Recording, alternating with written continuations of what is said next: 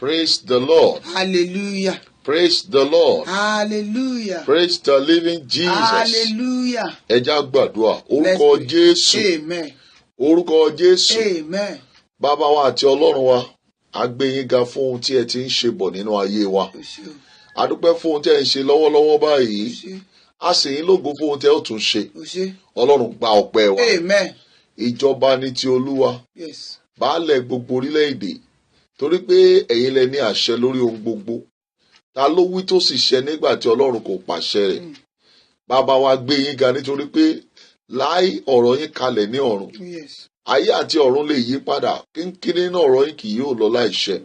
A gbé yín ga nínú ọ̀rọ̀ yín. A gbé yín ga nínú agbára yín. Bàbá gba ọpẹ́ wa. Amen. Yẹ wákàtí ọ̀wọ̀ ibi a ti ń lọ nínú àdúrà yìí. Ẹ̀mí mọ́ wa gbàkóso. Amen. Ṣí etí wa. Amen. Nínú gbogbo bàbá yìn ara rẹ lógo. Amen. A ó máa yìn ọ́. Amen. Ògo ni forúkọ Jésù. Hallelujah. Jésù Olúwa wa. Amen. Amen in Jesus' name. Kó tó di pé a lọ gbàdúrà. Before we go into prayer, Mo fẹ́ ká yin Ọlọ́run. I want us to praise God. Lẹ́yìn náà, a gbọ́ ọ̀rọ̀ Ọlọ́run. After that, we hear the word of A God. wá lọ sínú àdúrà. We now go into prayer. Ẹ jẹ́ ká yin Ọlọ́run ní ìṣẹ́jú Let's díẹ̀. praise God for some minutes. Ní gbogbo ọ̀nà ẹ ṣé. Ní gbogbo ọ̀nà ẹ ṣé o bàbá. Ní gbogbo ọ̀nà ẹ ṣé. Ẹ ṣé bàbá o. Ní gbogbo ọ̀nà ẹ ṣé o bàbá. Ní gbogbo ọ̀nà ẹ ṣé. Ní gbogbo ọ̀nà ẹ ṣé o bàbá. Ní gbogbo ọ̀nà ẹ ṣé. Ní gbogbo ọ̀nà ẹ ṣé o bàbá. Èmi ò yìn ọ́ bàbá. Èmi ò yìn ọ́ bàbá. Èmi ò yìn ọ́ bàbá. Èmi ò yìn ọ́ bàbá. Ọba títí ayé o. Èmi ò yìn ọ́ bàbá. Ọba títí ayé o. Èmi ò yìn ọ́ bàbá. Èmi ò yìn ọ́ o. Èmi ò yìn ọ́ bàbá. Má fọwọ́ mi yìn ọ́ o. Èmi ò yìn ọ́ bàbá. Èló ni mo san fọ́ba ògo. Èló ni Jésù mi gbà. Èló ni mo san fọ́ba ògo. Oore rẹ̀ lórí mi. Èló ni mo san fọ́ba ògo. Èló ni Jésù mi gbà. Èló ni mo san fọ́ba ògo. Oore rẹ̀ lórí mi. Èló ni mo san. Èló ni Jésù mi gbà. Èló ni mo san fọ́ba ògo. Oore rẹ̀ lórí mi. Èló ni mo san fọ́ba ògo. Èló ni Jésù mi gbà. Èló ni mo san fọ́ba ògo. Oore rẹ̀ lórí mi. Ẹ bá mi gbé Jésù ga. Ọba tó ga. Ẹ bá mi gbé bàbá ga. Èdùmàrè ọba tó ga. Ẹ bá mi gbé Jésù ga o. Ọba ńlá ọba tó ga. Ẹ bá mi gbé bàbá ga o. Èdùmàrè ọba tó ga. Fọwọ́ rẹ̀ gbé Jésù ga. Ọba ńlá ọba tó ga. Ẹ bá mi gbé bàbá ga. Èdùmàrè ọba tó ga. Kábíyèsí o. Ẹ ṣé o. Kábíyèsí o. Ẹ ṣé o. Ọba mímọ́ ẹ máa ṣe o. Ẹ ṣé o. Ògo dídán ẹ máa ṣe o. Ẹ ṣé o. Ọba àwọn ọba ẹ máa ṣe o. Ẹ ṣé o. Olúwa èmi náà ń dúpẹ́ lọ́wọ́ rẹ. Olúwa èmi náà ń dúpẹ́ lọ́wọ́ rẹ. Olúwa alẹ́ mi náà ń dúpẹ́ lọ́wọ́ rẹ. Olúwa èmi náà ń dúpẹ́ lọ́wọ́ rẹ. Èmi náà ń dúpẹ́ lọ́wọ́ rẹ. Èmi náà ń dúpẹ́ lọ́wọ́ rẹ. Èmi náà ń dúpẹ́ lọ́wọ́. Èmi náà ń dúpẹ́ lọ́wọ́ rẹ. Ṣé wọn náà ń dúpẹ́ lọ́wọ́? Èmi náà ń dúpẹ́ lọ́wọ́ rẹ. Èmi náà ń dúpẹ́ lọ́wọ́. Èmi náà ń dúpẹ́ lọ́wọ́ rẹ. Àmín. Amen. A fẹ́ lọ gbàdúrà. We want to go into prayer. Ṣùgbọ́n kó tó di pé a gbàdúrà. But before we enter into prayer, Mo fẹ́ fún wa ní kókó tí a fẹ́ gbàdúrà lé lórí. I want to give us points to pray on.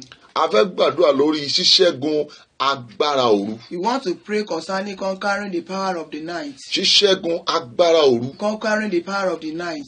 Arákùnrin àti arábìnrin, Brethren, òru ní agbára nínú ayé the ènìyàn. night is very powerful in the life of man. Ọ̀pọ̀lọpọ̀ ìṣẹ̀lẹ̀ ló ṣẹlẹ̀ lóru. Many things happen in the night. Òru jẹ́ ohun kan tó ní agbára nínú tiẹ̀. The night is powerful on its own. Bí Ọlọ́run ṣe fún ọjọ́ ní agbára rẹ̀, bẹ́ẹ̀ náà ni òru náà ní agbára tiẹ̀. As God gives the day power, also the night has power. Dáfídì sọ̀rọ̀ gan. David said something. Ó ní Olúwa kó gbà mí lọ́wọ́ àwọn ọfà tó rìn kiri nínú òkùnkùn. That God should save me from the arrow that flies in the darkness. Ó ní fún àwọn àjàkálẹ̀ àrùn tí ń pani ní ọ̀gànjọ́. That the pestilence that kill in the night. Ọ̀pọ̀lọpọ̀ àwọn ìṣẹ̀lẹ̀ abàmì ló ń ṣẹlẹ̀ nínú òru. There are a lot of things that is happening in the night. Nínú ìwé Matthew In the book of Matthew, orí 13. chapter 13. Ìwé Matthew The book of Matthew, orí 13 chapter 13, ẹsẹ̀ 25. verse 25. Ó sọ̀rọ̀ kan jáde bẹ́ẹ̀, kí ló wí mà? He said something there. Yes. Ṣùgbọ́n Nígbà tí ènìyàn sùn, nígbà tí ènìyàn sùn, ọ̀tá rẹ̀ wá. ọ̀tá rẹ̀ wá. Ó fún èpò sínú àlìkámà. Ó fọ́n èpò sínú àlìkámà. Ó sì bá tirẹ̀ lọ. Ó bá tirẹ̀ lọ. Ìyẹn ni wípé ní àkókò tí èèyàn bá ń sùn, It means that the time that someone sleep, ọ̀tá lè wá the enemy can come láti ṣiṣẹ́ búburú. to do evil work. Òru ni èèyàn máa ń sùn jù. It's the night that you sleep most. Bíbélì wípé ọ̀tá wá, The Bible said the enemy will á come sì fọ́n èpò sínú àlìkámà. and we show seed into the wheat into the tears Á dẹ̀ bá tiẹ̀ lọ. and it go away. Àìmọye ayé ló ti bàjẹ́ lóru. That countless of life have destroyed in the night. Àìmọye àwọn ènìyàn ní ayé wọn ti dàrú láti Countless ọ̀gànjọ́ of òru. people, their life have been scattered from the night. Ẹ máa rí i pé ọ̀pọ̀lọpọ̀ ìṣẹ̀lẹ̀ abàmì làwọn èèyàn máa ń sọ pé ó ṣẹlẹ̀ lóru. People will say a lot of evil things happen in the night. Ẹ rí ẹlòmíràn, You see some people á ní ní òru wọn fún un lóúnjẹ lójú oorun. that the night he was fed. A mọ ibi tí wọ́n ti rí oúnjẹ yìí. We don't know where they see the food. Ṣùgbọ́n Bíbélì wípé ní òru wọ́n fọ́n èpò sínú àlìkámà wọn The bá ti Bible wọn lọ. said they sow tears into the wheat in the night and left. Àìmọye ẹlòmíì tó jẹ́ pé lóru ni wọ́n bá a sùn. That in the night they mate with some people. Kò ní mọ ìṣẹ̀dá tó ń bọ̀ òun sùn. They won't know the person that mate with them. Wọ́n ti àpapà wọ́n lè gbójú ẹni tó mọ̀ wá. They will even bring the face of the person that he knows. Ṣùgbọ́n kì í ṣe ìfẹ́ ọkàn rẹ̀. But it's not the will of his mind. Irú nǹkan wọ̀nyí wọ́n fi ń ṣiṣẹ́ burúkú sínú ayé This kind ènìyàn. of thing they use it to do evil to the life Nítorí of people. pé agbára òru ń ṣiṣẹ́ lọ́wọ́. Because the power of the night is working.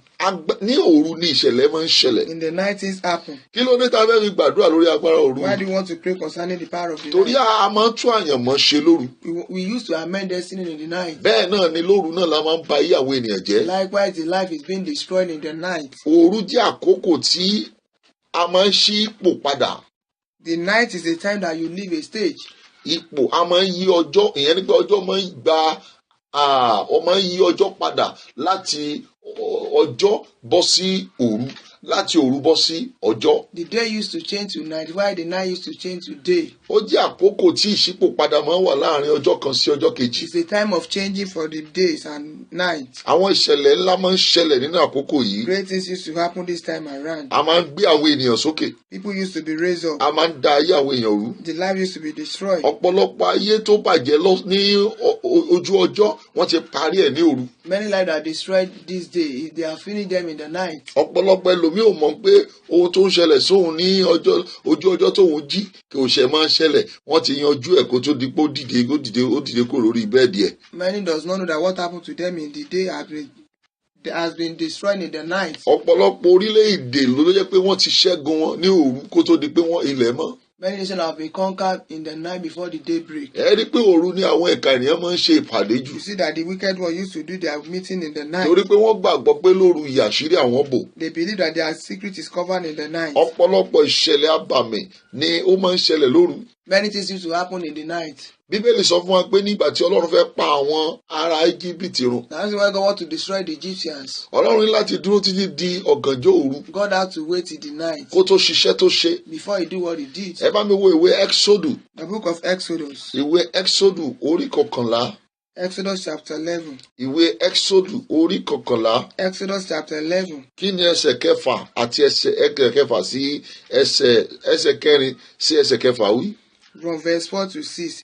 Mósè sì wí pé. Mósè wí pé. Báyìí ni Olúwa wí. Báyìí ni Olúwa wí. Láàárín ọ̀gànjọ́ ni èmi yóò jáde lọ sáàrin Íjíbítì. Láàárín ọ̀gànjọ́ ni èmi yóò jáde lọ sí Íjíbítì. Gbogbo àwọn àkọ́bí tí ó wà ní ilẹ̀ Egypt ni yóò sì kú.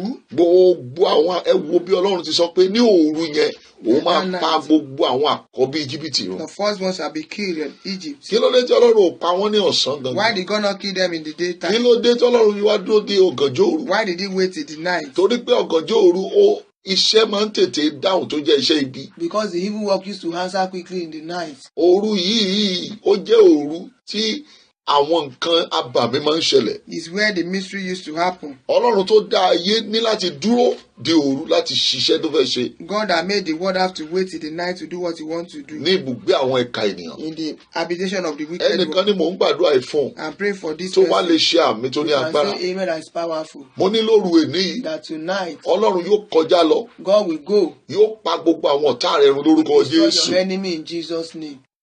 Ẹ jẹ́ ká wò ó, yes, kí ló wí mà? Láti àkọ́bí Fáráò lọ. Láti orí àkọ́bí Fáráò lọ. Tí ó jókòó lórí ìtẹ́ rẹ̀. Èyí tó jókòó lórí ìtẹ́. Títí yóò fi dé àkọ́bí ìránṣẹ́bìnrin tí ó wà lẹ́yìn ọlọ. Àti gbogbo àkọ́bí ẹran. Yes. Ẹkún ńlá yóò sì wà ní gbogbo ilẹ̀ Íjíbítì. Ẹkún ńlá yóò sì wà ní gbogbo ilẹ̀ Íjíbítì. Èyí tí irú rẹ̀ kò sí rí. Èyí tí kò sí irú rẹ̀ rí. Tí kì yóò sì sí irú rẹ̀ mọ́. Ẹ jọ̀ọ́ ẹ̀yin ènìyàn Ọlọ́run ẹ gbọ́ mi. Mo gbàdúrà fún yín. I pray for you. Gbogbo ẹnikẹ́ni tó dè ní ìgbèkùn. Anyone that bound you. Mo pa láṣẹ lórúkọ Ọlọ́run àwọn ọmọ ogun. I command. Ẹkún tí a ò rí irú rẹ̀ rí. The weeping that has not been. Ọlọ́run dá sílẹ̀ sínú ayé wọn lórúkọ Jésù. Amen. Ẹ wo òru tá à ń sọ nípa èyí. Look at the night that we are talking about. Ó jẹ́ ohun tó àkókò tí a máa ń gba ògo lọ́wọ́ ènìyàn. It's a time that they take away glory from someone. Àkókò tó jẹ́ pé a máa ń gba nǹkan tó dára á fi nǹkan burúkú léèyàn lọ́wọ́. That they used to take away good things and replace with evil. Àìmọye àyànmọ́ láti pààrọ̀ lóru ọ̀gànjọ́. Countless of destiny that has been changed in the night. Àìmọye àwọn ènìyàn tó jẹ́ pé ohun rere ni wọ́n gbé lọ sùn ṣùgbọ́n gbàtà máa jí ohun burúkú náà gbé jí. Countless of people that take good things to go and sleep, by the time they will wake up with bad things. Nínú ìwé àwọn ọba kìíní. The book of 1 King. Ọba kìíní orí kẹta. Chapter 3.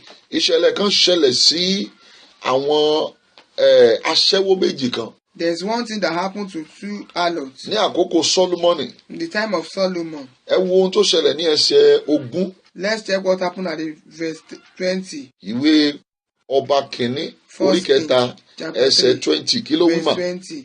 Ó sì dìde ní ọ̀gànjọ́. Ó sì dìde ní ọ̀gànjọ́. Ó sì gbé ọmọ mi láti ìhà mi. Ó gbé ọmọ mi ẹ wò lọ́gànjọ́ ní èkejì ẹ̀ ó gbé ọmọ ti ọmọ arákùnrin ọ̀rẹ́ ẹ̀ ó dẹ̀ ó gbé ọmọ ẹ̀ kúrò lọ́wọ́ ẹ̀. Nígbà tí ìránṣẹ́bìnrin rẹ̀ sùn. Nígbà tó sùn. Ó sì tẹ́ sí àyà rẹ̀. Ó tẹ́ sí àyà rẹ̀. Ó sì tẹ́ òkú ọmọ tirẹ̀ sí àyà mi. Ó tẹ́ òkú ọmọ tiẹ̀ ṣe ẹ wo bó ṣe pàṣípàrọ̀ láàrin òru. You see how he exchanged in the night.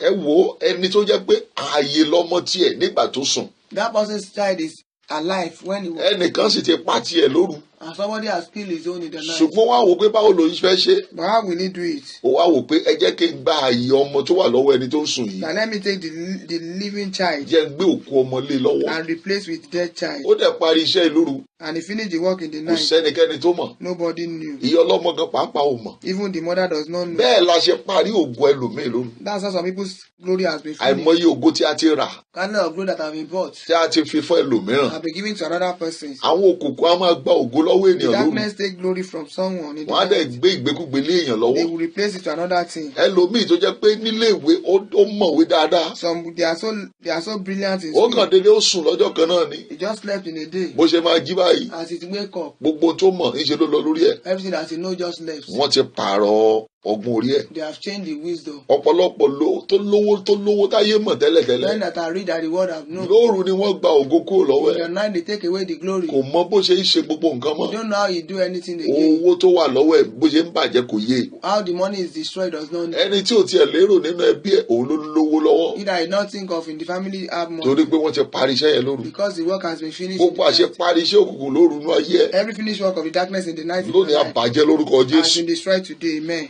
Wo bí UK. ogun máa ń ṣẹ́ tó bá lè gbàdúrà. Problem used to conquer if you can pray. Ó lè gbàdúrà báyìí o. You can pray now. Kọ́lọ́run yí ìpayé rẹ̀ padà. And God will change you. Òru náà ni Paul àti Sílà tí wọ́n gbàdúrà tí wọ́n Paul kọrin. and Silas pray and sing in the night. Wọ́n kọrin, wọ́n gbàdúrà. They sang and they prayed. Bíbélì pé ní òru yẹn, The Bible said in the night, ìdè gbogbo wọn sì já. their bondage was loose. Kì í ṣe Pọ́ọ̀lù nìkan ní ìdè rẹ̀ já. It's not only Paul. Torí pé ìṣẹ̀lẹ̀ àbàmì ṣẹlẹ̀ lóru yẹn. Because great things happened in the night. Bíbélì pé mìmímì. That there was shaking. Nítorí pé Ọlọ́run sọ̀kalẹ̀ lóru Because yẹn. God descended. Ìwọ náà múra láti gbàdúrà. You to prepare to pray. Mo gbàdúrà fún wọn lónìí o. I pray for you today. Ogun ayé rẹ lónìí, Ọlọ́run ṣẹ́ The wọlẹ̀. battle in your life has been conquered. Lóru, In the night, àwọn ọ̀tá máa ń borí ènìyàn. the enemy used to overcome. Àwọn ọ̀tá máa ń borí The ènìyàn. enemy used to overcome. Téèyàn bá lè gbàdúrà. If you cannot pray, Téèyàn bá lè gbàdúrà. you cannot pray. Nígbà tí ó di ọ̀gànjọ́ òru, ẹ já wo ìwé ọba ìkankan wà tí mo fẹ́ fi hàn wá ń I bẹ̀. want to show us in the book of Àwọn ọ̀tá àwọn ọmọ Ísírẹ́lì sùn.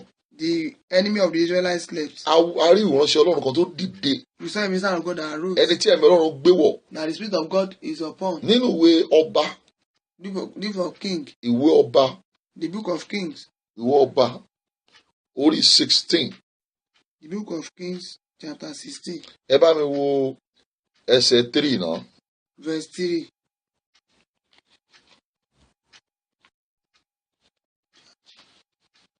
Ìwé ọba, ìwé onídàájọ́, The book of Judges chapter 16. ìwé onídàájọ́. Judges chapter 16 Ẹ má bínú, àṣìṣe díẹ̀ bẹ́ẹ̀. Ìwé onídàájọ́ orí 16, kí ni ẹsẹ̀ kẹta wíjàre? verse 3.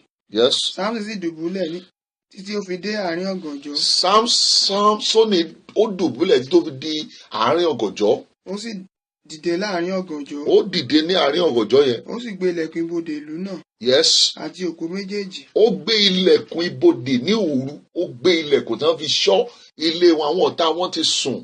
Òru yẹn ló débẹ̀ ló mú ilẹ̀kùn wọn tó gbé.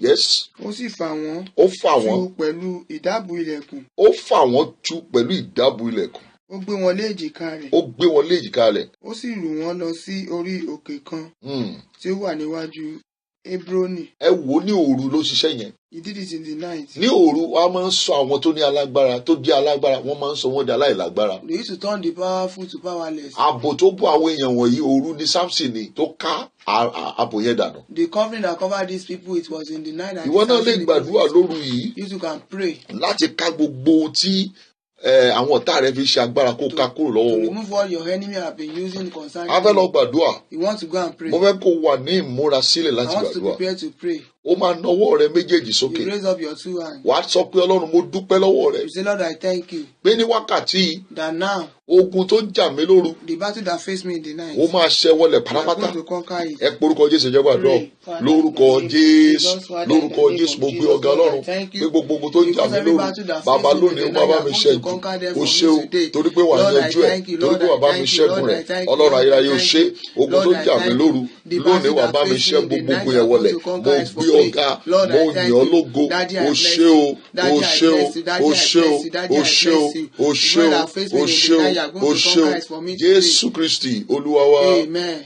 Ẹ já gbàdúrà yìí. Let's pray. Ẹ já sọ fọ́lọ́run. Let's tell God. Ọfà tó wọnú ayé mi lóru The arrow ọ̀gànjọ́. that entered into my life in the night. Ọfà tó wọnú ayé mi The arrow that entered into my ní life òru ọ̀gànjọ́. in the night. Ó yá jóná jáde. Burn out. Ẹ porúkọ Jésù ẹ gbàdúrà. Father, in the Lórúkọ name of Jésù, Jesus. lórúkọ Father, in the Jésù, name of Jesus, lórúkọ Lord, I Jésù. pray right Ọfà now. tó wọnú ayé mi Every lóru arrow that entered into ọ̀gànjọ́. my life Ó yá in the night. jóná jáde. Burn out, burn Jóná out, jáde, burn out, burn jóná out in jáde. the name of Ẹ̀yin Jesus. ọfà tẹ́ wọlé Burn out in sínú the ayé name mi of lóru Jesus. ọ̀gànjọ́. Every arrow Lórúkọ that entered Jésù, into my ẹ life jóná in the jáde. night. Ẹ jóná Right now, jáde. burn out Ẹ in the jóná name of jáde. Jesus. Ẹ jóná jáde. Burn out Ẹ in the jóná name of jáde. Jesus. Ẹ jóná jáde. Burn out in the Ẹ̀yin name ọfà of tẹ́ wọlé Jesus. sínú ayé mi Every lóru arrow that ọ̀gànjọ́. entered into my life Lórúkọ in the Jésù, night. ẹ máa jóná Right now, jáde. burn out. Ẹ máa jóná Right jáde. now, burn Ẹ máa out. jóná jáde. Right now, burn out. Jésù In the name of Olúwa wa. Jesus. Amen. Jésù Olúwa wa. Amen. Ẹ já gbàdúrà. Let's pray. Ẹ já sọ fún Ọlọ́run. Let's thank God. Olúwa, Lord. ògo tí mo sọnù The glory that I lost sínú àlá mi. in my dream. Ògo tí mo sọnù The glory that I lost sójú ìran mi. on my dream. Olúwa o, Lord. dá ògo yẹn padà fún mi lóru Return back èyí. the glory to me today. Bàbá lọ́jọ́ òní gangan ni kò dá padà. Today, return them back to me. Ògo tí mo sọnù The glory that I lost lójú àlá mi. in my dream. Olúwa dá padà. Lord, return it Ẹ back. pariwo ẹ gbàdúrà. Let's pray, Father, Lórúkọ in the name Jésù, of lórúkọ Jesus, Lord, Jésù. I pray right Ayérayé now. o, The glory that ògo I tí mo lost in sọnù. my dream, Bàbá lójú restore oorun it mi, back to me lójú àlá today, mi. Lord, in the name Lórúkọ of Jésù, Jesus. yá dá padà fún mi. Return it back to Ọlọ́run me dá padà today, fún mi. in the name Dá of padà Jesus. fún mi. That Dá glory padà that fún I mi. dá padà fún mi, dá padà fún mi, dá padà fún mi, dá padà fún mi, dá padà fún mi, lórúkọ Jésù, ó yá dá padà fún mi, ó yá dá padà fún mi, ó yá dá padà fún mi, ó yá dá padà fún mi, ó yá dá padà fún mi, ó yá dá padà fún mi, Jésù Olúwa wa. Mo fẹ́ kẹ́ni yóò ṣe àmín. I want this person to say amen. Àṣẹ ni mo pa ní wákàtí. I'm commanding this moment. Ohun tí ayé gbà lọ lọ́wọ́ rẹ What the lóru. world has taken away from you in Tó mú tonight. kí gbogbo nǹkan kó bẹ̀rẹ̀ sí ń lọ sẹ́yìn nínú ayé ẹ̀. Make everything to go backward in your life. Àmín mẹ́ta ló máa ṣe. You say 3 amen. Lórúkọ In Jésù. the name of Á Jesus. dá padà fún ẹ lónìí. Amen. Amen. Amen. In Jesus' name. Ẹ já gbàdúrà. Let's pray. Ẹ sọ fún Ọlọ́run. Let's thank God. Olúwa, Lord. àwọn ẹ̀mí The spirits tó máa ń tòròrú jà mí lógun. that fight me in the night. Àwọn ẹ̀mí The spirits tó máa ń dẹranko dènìyàn. that turn to animals, Tó máa turn ń to humans, tòrú jà mí lógun. that fight me in the night. Ẹ̀yin ogun ọ̀run o. Heavenly hosts, Ẹ bá mi dè wọ́n pa. ban them for me. Ẹ dè wọ́n pa. Ban them and Ẹ kill them. orúkọ Jésù ẹ gbàdúrà. Father, in Lórúkọ the name of Jésù. Jesus, Lórúkọ Lord, Jésù. I pray Bàbá right mi now, o. every Gbogbo àwọn spirit that ẹ̀dá tó turn to máa ń farahàn animals, lójú turn to oorun mi. human Tí ń beings, ṣe mí níbi that àwọn harm me. ìṣẹ̀dá òkùnkùn. Right now, Tó máa ń wá Lord, dàbí heavenly àmú hosts, lóru. ban them. Lórúkọ Kill Jésù them, yẹ máa bá ban mi them, dè kill wọ́n. them, Ẹ ban dè them, wọ́n. kill Ẹ them, dè ban wọ́n. them, Ẹ kill dè them, wọ́n. Ẹ ban dè them, wọ́n. kill Ẹ them, dè wọ́n. ban Ẹ them, dè kill wọ́n. them. Ẹ Every dè wọ́n. spirit Ẹ dè wọ́n. that face Ẹ me dè in the wọ́n. night, Ẹ dè wọ́n. that Ẹ fight dè me, wọ́n. Ẹ right dè now, wọ́n. ban Ẹ them dè and wọ́n. kill them. Ẹ dè wọ́n. Right now, Ẹ dè wọ́n. heavenly hosts, Ẹ dè wọ́n. ban Ẹ them dè and wọ́n. kill Ẹ them. dè wọ́n. Ban them and kill Jésù them. Olúwa wa. Amen. Ẹ pariwo lẹ́ẹ̀kan gbàdúrà. Let's shout once and pray. Gbogbo ìgbìmọ̀ òkùnkùn Every counsel of the tí darkness wọ́n kóra wọn jọ pọ̀ lóru that gathered in the night lórí ọ̀rọ̀ mi. concerning me, Olúwa fi kú tú wọn ká. Lord, scatter them with death. Gbogbo àwọn ìgbìmọ̀ òkùnkùn Every counsel of the darkness tó kóra wọn jọ pọ̀ lóru that gather in the night, bí wọ́n ṣe pàdé lórí ayé that they are mi. doing meeting over my Olúwa life, fi kú tú wọn ká lẹ́yọ̀ scatter kọ̀ọ̀kan. them with death. Ẹ gbàdúrà Pray, Father, lórúkọ in the name Jésù, of Jesus, lórúkọ Father, Jésù. in the name Bàbá of mi o, Jesus, every gbogbo counsel àwọn of the ìgbìmọ̀ darkness that gather òkùnkùn tó kóra wọn against jọ me pọ̀ in tí the wọ́n night right gbàdúrà now, ìdílé mi lórí Lord, lóru. scatter Lórúkọ them. Jésù, ó yá With tú wọn death, ká. scatter Ó yá them. tú wọn ká. With death, Ó yá tú scatter wọn ká. them. With Ó yá death, tú wọn ká. scatter them. Ó yá tú With wọn death, ká. scatter Ó yá them. tú wọn ká. With death, Ó yá scatter tú wọn them. ká. With Ó yá death, tú wọn scatter ká. them. Ó yá With tú death, wọn ká. scatter them. Ó yá tú wọn Right ká. now, Ó yá tú wọn every ká. counsel of Ó the yá tú wọn darkness ká. that Ó yá tú gathered wọn ká. against me Ó yá tú wọn in the ká. night Ó yá tú wọn right ká. now, Lord, Jésù scatter them with Olúwa death. wa. Amen. Ẹ já gbàdúrà, ẹ já sọ fọ́lọ́run. Let's pray and thank God. Olúwa, Lord, ohun tí mo sọnù lábẹ́ òpè what I lost under ignorance lóru ọ̀gànjọ́, in the night, Ọlọ́run dá padà. Lord, restore it back. Ẹlòmíì ibi tó rìn sí ló fà á o. So where they work today, that's the cause. Ẹlòmíì fúnra rẹ̀ àfọwọ́fà ni o. Some they cause it themselves. Ṣùgbọ́n gbogbo ogun tí mo sọnù lábẹ́ òpè, Everything that I lost under Olúwa ignorance, fàánú dá padà fún Lord, mi. restore it back for me with mercy. Ẹ gbàdúrà Let's lórúkọ begin to Jésù, pray, Father, in the lórúkọ name of Jésù. Ohun tí Father, mo in the sọnù name of lábẹ́ Jesus, òpè, what I lost ẹ̀mí under mọ́ my fi àánú dá ignorance, padà fún mi. Holy Spirit, Fi àánú use dá your padà fún mi. mercy Fi àánú restore dá it padà back fún for mi. me. Fi Use àánú your dá mercy padà to fún mi. return it back for me. Ọlọ́run Everything fàánú that dá I padà fún lost mi. under Lórúkọ ignorance, Jésù, right now, lórúkọ Lord, Jésù, Olúwa dá return it padà back fún to mi. me. Olúwa dá padà Return it fún mi, back dá to padà me. fún mi, dá Right padà now, fún mi, return it dá back padà to fún me. mi. Right now, return Jésù it back to Olúwa wa. me. Amen. Olúwa ní kí n sọ fún ẹnìkan. God said I should tell somebody. Ó ló máa ti ó ti pẹ́ tó ti máa ń rí àwọn ìṣípayá yìí lójú oorun That rẹ̀. has been not you used to see this revelation in your Wàá rí wípé òun wà nǹkan kan ṣá. You see that you are just looking for Kì í something ṣe nǹkan, wàá ṣáà máa rí pé òun wà nǹkan tó tí tó fi máa jí òní rí nǹkan yẹn. that till you wake up you won't be Kì able í to ṣe nǹkan, see. kì í ṣe kejì. It's not once nor twice. Olúwa ní kí n sọ fún ọ God said I should tell pé kó you gbàdúrà tá a fẹ́ gbà yìí that you should pray pẹ̀lú ìtara. with zeal. Ó máa gbàdúrà. You are going to pray. Wàá pariwo lẹ́ẹ̀kan. You shout once. Wàá ní Jésù. Jesus. Ohun tí ayé gbà lọ́wọ́ mi What tí the mò word ń wá has kiri. taken away from me that I'm looking Olúwa bá for. mi wá rí. Lord, search for it Kó and fi give lé it mi to me lọ́wọ́. and give it to Ó yá me. gbàdúrà Pray, Father, in lórúkọ the name of Jésù, Jesus. lórúkọ Lord, I Jésù. pray right Bàbá now. mi, ohun tí ayé The things gbà that the lọ́wọ́ Lord mi has tí mò ń wá taken kiri. away from me, Ó yá wá that kó I'm gbélé mi searching lọ́wọ́. for. Olúwa bá Holy mi Spirit, wá search kó for it gbélé and mi give it lọ́wọ́. to me. Olúwa wá kó Search for gbélé it mi and lọ́wọ́. give it to Ó yá wá kó me. gbélé Search mi for it lọ́wọ́. and give it Wá to kó me. gbélé mi What the lọ́wọ́. Lord has Wá kó taken away gbélé mi from me lọ́wọ́. from my Wá life kó gbélé mi that I'm lọ́wọ́. looking for. Wá kó gbélé mi Right now, lọ́wọ́. Lord, you Wá are the kó one gbélé that mi knows lọ́wọ́. everything. Wá kó gbélé mi Search lọ́wọ́. for it and Wá give kó it to gbélé me, mi Lord. lọ́wọ́. Search for it and Jésù give it to me, Olúwa Lord. wa. Amen. Ẹ̀mí mọ́ ń gbàdúrà yìí nínú mi. Holy Spirit is praying in Mi ò me. mọ ìdí tó fi ń gbà á. I don't know the reason why Ṣùgbọ́n ẹni it's tó praying. ní ni kó ṣe He àmín. that wants it to say Bálé amen. kó sùdì átà dé átà. Mo gbàdúrà lónìí ohun tí àwọn àǹtí àkọ́bí ìyá rẹ gbà lọ́wọ́ rẹ. What your mother's firstborn take from you. Ohun tí àkọ́bí ìyá rẹ gbà lọ́wọ́ What rẹ. your mother's firstborn took from Lónìí you. lórúkọ Ọlọ́run àwọn ọmọ ogun. Today in the name of God of Á dá padà fún ọ lórúkọ Jésù. Amen. Ah, bẹ́ẹ̀ni Amen. ẹnìkan tún wà tí ẹ̀mí Ọlọ́run ní kí n gbàdúrà yìí There's fún. someone that the Spirit of God said I should pray for. Olúwa ní tó o bá ti di òru God said when it is the night, ẹ̀rù máa ń dédé bà ọ́ you used to fear nítorí májẹ̀mú tán fi ọ́ dá. because of the covenant they made Mo you. gbàdúrà lónìí I pray. májẹ̀mú tó tako ayé rẹ̀ Every covenant against your tó ń life dẹ́rù bà ọ́ that lónìí make you fear today, lórúkọ Jésù in the name of ẹ̀jẹ̀ Jesus. Jésù kó bà májẹ̀mú yẹn jẹ́. Amen. Ẹ̀jẹ̀ Jésù kó bà májẹ̀mú yẹn jẹ́. Amen. Ẹ̀jẹ̀ Jésù kó bà májẹ̀mú yẹn Amen. sọ pariwo lẹ́ẹ̀kan sọ pé mo Shout di one. òmìnira. I am free. Sọ pé mo di òmìnira. I am free. Ẹ jẹ́ á gbàdúrà méjì tó kù yìí. Let's pray the two Ẹ prayers. sọ fún Ọlọ́run. Let's tell God. Olúwa Lord, fi ọjọ́ òní ìtún ayé mi ṣe. use today to amend my Fi life. àkókò ìtún ayé mi Use ṣe. this time to amend my life. Gbogbo tó ti bàjẹ́ lóru. As the last spoiled in the night. Ó yá fi àkókò ìtún ṣe. Use this time to shape my Ẹ life. gbàdúrà Let's begin to pray. lórúkọ Father, in Jésù, the name of lórúkọ Jesus, Jésù. Lord, I Gbogbo pray tó ti right now, bàjẹ́ everything nínú that ayé is destroying mi in my lọ́gànjọ́ life. òru. Olúwa Lord, fi use àkókò ìtún today ṣe. to do- Ó yá to tún ṣe. amend it. Ó yá tún Use ṣe. today Ó yá to tún shape ṣe. my life, Ó yá Lord. tún ṣe. Use Ó yá today tún to ṣe. restore Ó yá my tún ṣe. life. Ó yá tún Everything ṣe. that has been Ó yá tún destroyed ṣe. in my Ó yá life tún in ṣe. the night, Ó yá tún ṣe. Lord, use Fi today òru to yìí tún amend ṣe. it. Fi òru Use yìí tún ṣe. today- Fi òru use yìí today tún to ṣe. amend Fi it. òru yìí tún Use ṣe. today Fi to òru yìí amend tún my ṣe. life, Fi òru to yìí tún renew ṣe. my life. Jésù Olúwa wa. Amen. Obìnrin kan wà níbí. There is a woman here. Ẹ̀mí Ọlọ́run sọ fún mi pé o lálàá. Spirit of God say you have dream. O rí i pé wọ́n ń ṣòkú ara rẹ̀. You see that they are doing your burial. Lójú oorun wọ́n ń ṣòkú rẹ̀. They are doing your burial. Olúwa ní kí n gbàdúrà yìí fún ẹ. God said I should pray for you. Gbé ọwọ́ kan sí àyà rẹ̀. Place your hand on your Gbé chest. kejì sórí rẹ̀. Place the second one on Mo your head. pàṣẹ lónìí. I command Ẹ̀mí ìsìnkú ọ̀run tó wà lára rẹ̀. the spirit of death on you. Mo pa á láṣẹ lórúkọ I Jésù. command in the Ó name of- jáde lórúkọ Jésù. Amen. Gbogbo àwọn ẹ̀mí tó fẹ́ pa ọ́. Every spirit that wants to kill you. Lórúkọ Jésù. Ilẹ̀ kò gbé wọn mi lórúkọ Jésù. Amen. Mo gbàdúrà. I pray Ó sì rẹ tí a ti kàn. that your coffin. Lónìí afọ́dà lórúkọ Jésù. Amen. Is broken. Ẹ jẹ́ gbàdúrà yìí sí. Let's pray. Ẹ sọ fún Ọlọ́run. Let's tell God. Olúwa Lord, jẹ́ kí àánú kó ṣògo lórí ayé mi. let mercy prevail over my life. Jẹ́ kí àánú rẹ kó ṣògo lórí Let ayé your mi. mercy Ó prevail yá over my orúkọ Jésù life. kó gbàdúrà. Let's begin to pray, Lórúkọ Father, in the Jésù. name of Lórúkọ Jesus. Jésù. Father, in the Jẹ́ name kí of àánú Jesus, rẹ kó Lord, I ṣògo pray. lórí ayé mi. Let your mercy Jẹ́ kí àánú prevail rẹ kó over ṣògo my lórí life. ayé mi. Let your Jẹ́ mercy kí àánú rẹ prevail kó over ṣògo my lórí ayé life. mi. Let your Jẹ́ kí àánú rẹ mercy kó prevail ṣògo over lórí my ayé mi. life. Jẹ́ Lord kí àánú rẹ Jesus, kó I ṣògo pray lórí this ayé mi. morning. Let Jésù your mercy Kristi prevail over my Olúwa wa. life. Amen. Tó o bá ní anointing oil, If you have anointing oil, gbé sílẹ̀ báyìí. place it down now. Tó o bá dẹ̀ ní anointing oil If you nílé, don't have, tó o bá ní omi, if you have water, gbé sílẹ̀ báyìí. place it down. Tètè gẹ́ẹ̀tì anointing oil yẹn Get your anointing kó o oil, ṣí. open it. Bákan náà tó bá rí omi gbé sílẹ̀. If you have water, you can put it down. Mo fẹ́ kó nawọ́ rẹ sí anointing oil I yẹn. want to stretch your hand towards the Kó anointing nawọ́ oil. rẹ sí omi On yẹn. the water, Nawọ́ rẹ sí anointing stretch oil your yẹn. hand to it. Nawọ́ rẹ sí omi To yẹn. the water, to the Ó sì máa anointing. ṣe àmì We say bí amen. mo ti ń gbàdúrà. As I'm praying, Bákan náà, likewise, mo fẹ́ kó fi ẹ̀mí ìgbàgbọ́ I want to put faith máa ṣe àmì. and say amen. Orúkọ Jésù. Amen. Orúkọ Jésù. Amen. Orúkọ Jésù. Amen. Ọlọ́run tí kò yípo padà. Yes. Ìwọ kan náà lánàá. Ìwọ lénìí. Yes. Ìwọ títí ayé Oh, ànípẹ̀kun. yes. Àwọn ènìyàn rẹ̀ rèé o. Wọ́n wá síwájú rẹ̀. Mm. Wọ́n kígbe pè ọ́ lákòókò yìí. Ọlọ́run dá wọn lóhùn. Amen. Bàbá dá wọn lóhùn. Amen. Omi tí ẹ gbé kalẹ̀ àti òróró tí ẹ gbé kalẹ̀ yìí. Agbára jíǹde Jésù kó wọnú ẹ lọ. Amen. Agbára jíǹde kó wọnú ẹ lọ. Amen. Bíbélì pé ohùn Olúwa ń bẹ lórí àwọn omi púpọ̀. Oh, yes.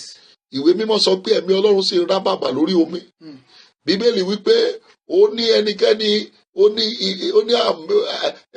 ìwé mímọ́ sọ nínú Àìsáyà yẹn ó wípé ó ní nípa ìfàmìróyàn a ó máa já àwọn àjàgà. Yes. Ǹjẹ́ nípa ìfàmìróyàn yìí àti nípa omi tó gbé kalẹ̀ yìí ogun ayé rẹ lónìí Ọlọ́run kò ṣẹ́wọ́lẹ̀. Amen.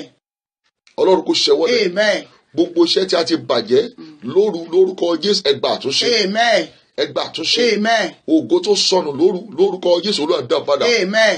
Ọ̀dọ́mọbìnrin yìí ẹni tó dìde lójú oorun rẹ tó bá ọ dàpọ̀ ojú oorun náà ti bá ọ dàpọ̀ o ò mẹ́ni tó bá ọ dàpọ̀ lójú oorun ṣùgbọ́n ibẹ̀ náà ló ti sọ ìbálé rẹ sí. Ó ń yà ọ́ lẹ́nu pé báwo ni nǹkan ṣe máa bá mi dàpọ̀ lójú oorun tó dẹ̀ jẹ́ pé màá sọ ìbálé nù lójú ayé.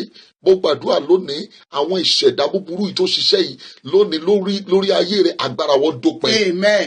Lórúkọ Jésù agbára wọn dópin. Amen. Ẹ̀mí tó dìde tì ọ́ láti ba ayé rẹ jẹ́ iná kó jó wọn lórúkọ Amen. Jésù lónìí a tú ọ sílẹ̀. Amen. Ògo ni forúkọ Ọlọ́run. Hallelujah. Jésù Kristi Olúwa wa. Amen. Amen. Amen in Jesus. Ẹ ké hallelujah. Amen. Hallelujah. Ẹ ké hallelujah. Hallelujah. Mo gbàgbọ́ pé Ọlọ́run ti bá ayé wa pàdé. I believe that God has made it alive.